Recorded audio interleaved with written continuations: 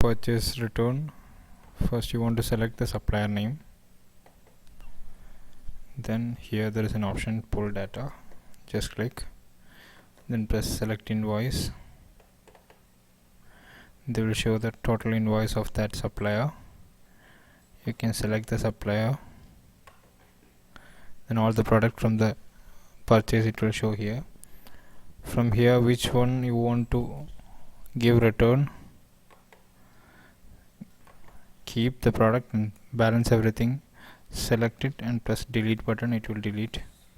If you want to delete this one, if you want to give return this one mossy lemon, you keep this one, and how much quantity. If you want to change the quantity 5 pieces, just enter 5. Price sections automatically come on the basis of purchase. Then press save button, and from which number of bill it want to be affected. We want to select from here,